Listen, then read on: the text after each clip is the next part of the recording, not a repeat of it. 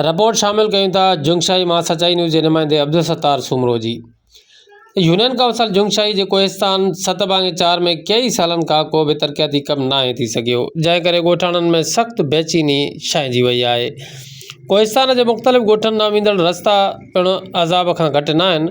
ॻोठाणनि मुबारक जोखियो, वाहिद बख़्श पालारी, मोहम्मद उस्मान जाकरो, हाजी लुकमान जोखियो ऐं ॿियनि जुंगशाही प्रेस क्लब पहुची एहतजाज कंदे चयो आहे जी हिते 7/4 जा जेके ॻोठाणा हिते मौजूदु आहिनि ऐं इन खां पुछंदासीं त इन जा छा मसइला आहिनि। जी अदा साईं, नालो वाहिद बख़्श, पुटु नवाज़ अली पालारी, ॻोठ 7/4।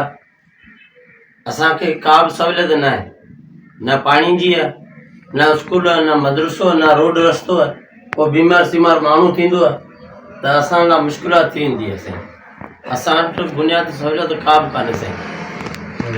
त पोइ हिते जेके खे असीं ॾींदा आहियूं पर असांजी हिकु बि नथा ॿुधनि। असां न रोड ठाहे ॾिनो, न पाणी ॾिनो, न मस्जिद ॾिनो, न मदरसो ॾिनो, कंहिं बि सहूलियत खां असीं मारूम आहियूं। असांजी ॻोठाणा जेके बिल्कुलु मतिलबु ऐं जॻह सवाइ असांजी का शइ कान्हे, न रोड, न रस्तो, न ॿियो, न बीमारी सीमारी हुन में असां तकलीफ़ इन करे महिरबानी करे असांजो पंहिंजो कमु